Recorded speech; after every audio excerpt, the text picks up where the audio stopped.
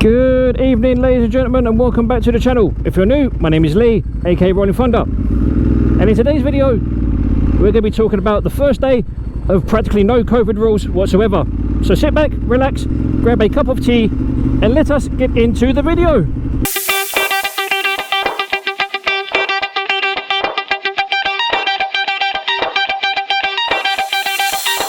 So ladies and gentlemen, how are we all doing? I hope you're doing well. And in today's video we're going to be talking about what it's like for the first day of no COVID rules, and what it's been like for me working with no COVID rules. Now I'll be honest, I was very dubious as to how these rules and how the day was going to go. I was half expecting people to get the ump and complain and so on. I was surprised by the great British public. A lot of people actually went with what we were saying at my work. No issues really whatsoever, no arguments, no confrontations, no bad feelings, just a general kind of nice atmosphere, to be honest. I know people are probably going to say, oh, you know, it's only the first day, you wait till it's been going on for a couple of weeks and people have complained about not having a mask on and this, that and the other. And I'll be honest, I was expecting that to happen today. I was expecting today to be full of confrontation, full of arguments, full of people saying, oh, you can't do this, you can't do that, you can't make me do this, you can't make me do that, and so on. But it actually turned out to be the complete opposite. I would say about 98% of the customers we had today didn't have masks on, but the ones that did pretty much took them off as soon as they got through the door, because then they realised they didn't have to actually wear them. Now I know people are going to say, oh, you shouldn't not be wearing a mask because of this, that and the other. But as dear old Boris has said in his announcement on the 12th, that people do not have to wear a face mask unless they feel obliged to. Now people will probably want to wear face masks on public transport and on buses and so on, and that's completely understandable. I will personally be wearing a face mask,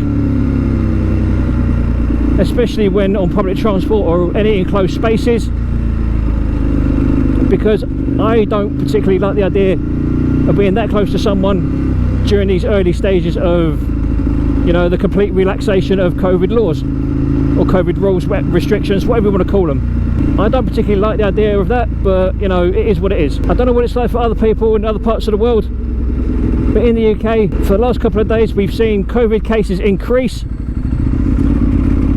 up to about 50,000 cases a day, but only about less than a quarter of those have ended up in hospitalisation, which in itself is a good thing. But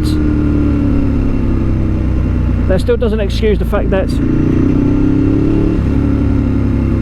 you know, the cases are increasing, and all these COVID cases are a scary thought. So if you can imagine, in the space of a week since Boris has announced his relaxation of the laws,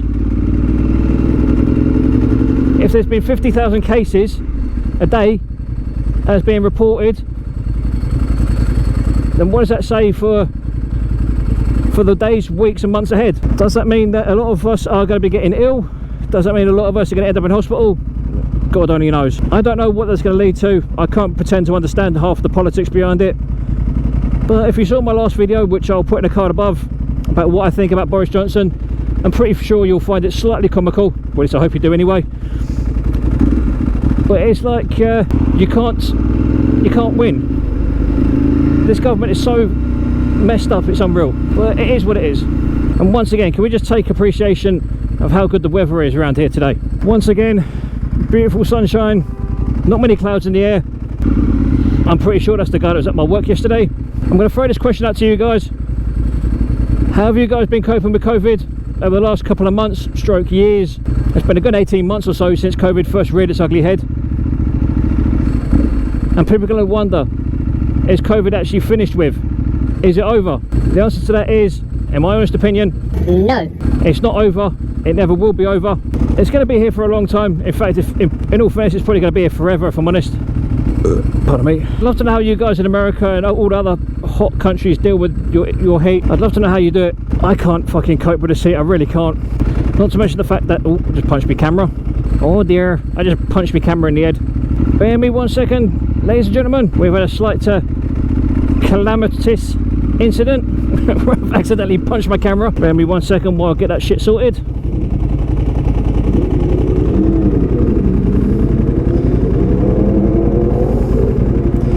Good, and we are back together. Oh, but ladies and gentlemen, as always, you know, thank you for all the love and all the support. You know, it's greatly appreciated. And if you could be so kind as to drop a like on the video, it helps the channel out a lot.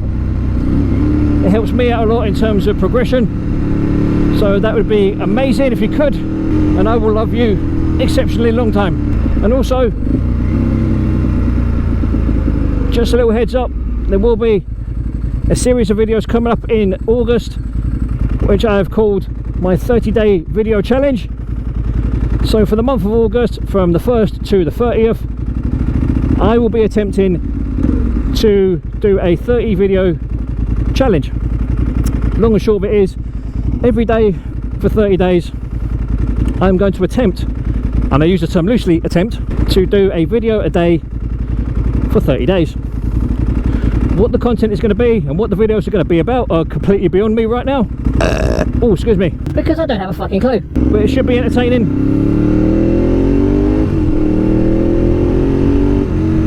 I'll be pushing myself to make better and better content. It's going to push my editing skills, it's going to push my motovlogging skills, it's going to push my talking to camera skills. And it's stuff like that that I know I need to do to try and make myself a better YouTuber and a better motovlogger. And you know, I will get there with a little bit of help and some perseverance and hard work.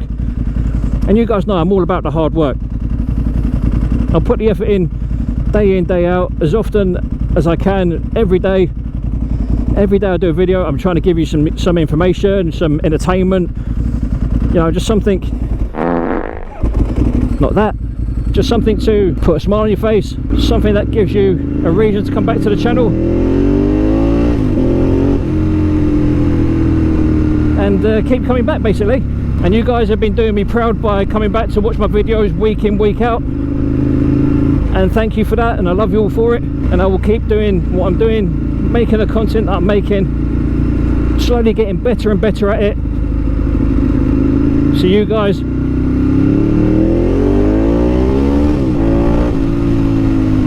have content to watch and enjoy, because that's what, like I said, that's what I'm all about. And if you've got any questions or any comments, make sure to leave them in the comments box down below, and I will do my best to answer them, reply to them, and whatever else to them as quickly and efficiently as I can. Because as you guys know, I love talking to you guys in the comments. I love getting involved with you guys as a community, with you guys giving me feedback on the videos.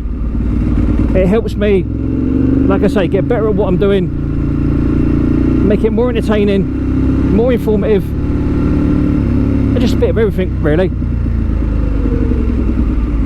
Because like I said, you know me,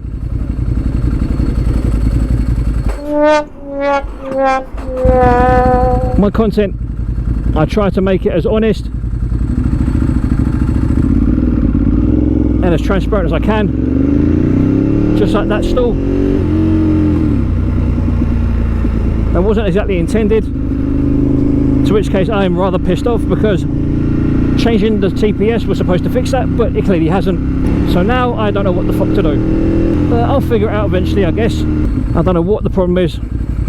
I thought I'd solved the problem with this fucking bike stalling by changing the TPS, but clearly not. What I think I might do, I might change the fuel filter, change the spark plugs, and probably get the coolant changed as well.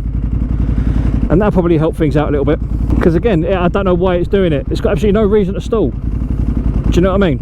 But you know, shit happens. It is what it is.